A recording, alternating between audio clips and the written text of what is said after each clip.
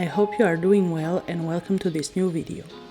Today we will embark on the process of transforming milk into cheese, which is a common method of preserving it.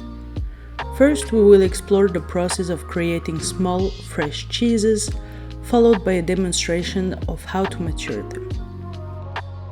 To begin, we only require two ingredients. First, raw milk, which I acquire every Sunday morning in the market, or fresh milk that can be found in the refrigerated section of the supermarket like this one shown here. It has a short shelf life. Rennet, an animal coagulant that separates the fat, the solid, from the whey, the liquid.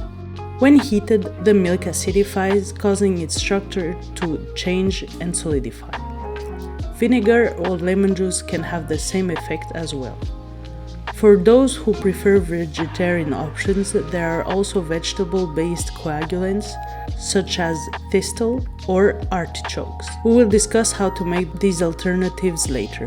That covers the ingredients. As for the equipment, we will need the following: a large pot with a lid, a colander with a cloth placed on top, and a skimmer similar to the one shown here. We will also need a small cheese basket like this one presented, which consists of a container to collect the whey and another container for draining the cheese. It is designed with holes to facilitate the draining process. If you don't have a cheese basket, you can use a tray like the one shown, making small holes in it. Ensure that you have something underneath to allow the milk to drain and keep it elevated. In this case, we will use the cheese basket. Now let's move on to the recipe process. It's quite simple. First, start by pouring the milk into the pot.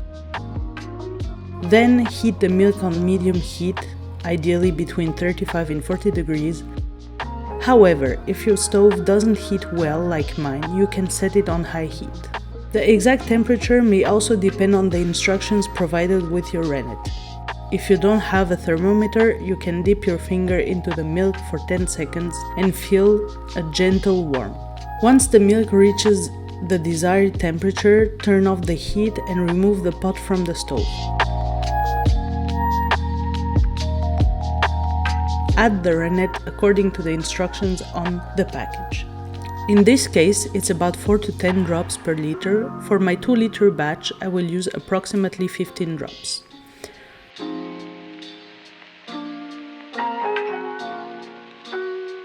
Stir the mixture for about 20 seconds to incorporate the rennet. Cover the concoction and let it rest for 1 hour. After the milk has curdled, we will proceed with the following steps. Cut the curdled milk into small cubes and gently mix it using the skimmer.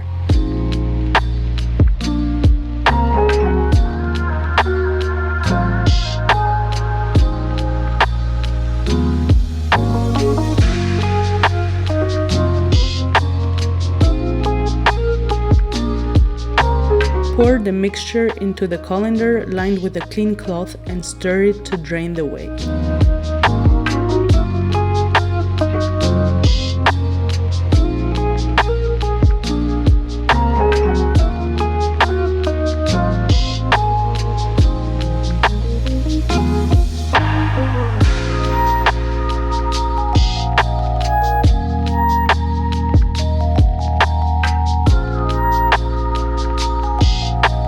Once the consistency is roughly drainy, but still somewhat wet, we can begin molding the cheese into the cheese molds. Then place the molds in a cool place, like your fridge.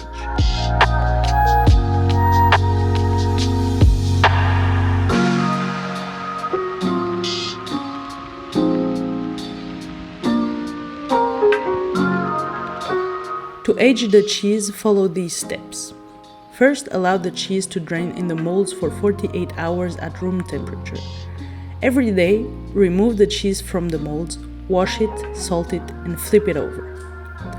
Then, the cheese should be left to age for at least a week, approximately to 10 degrees Celsius, to achieve optimal results. Fresh cheese can be enjoyed with a touch of salt and pepper at breakfast, as it pairs well with homemade bread, which we will cover how to make soon. And aged cheese is perfect for appetizers, can be grated or used in hot dishes. And now you know how to make your own cheese. See you soon for more learning.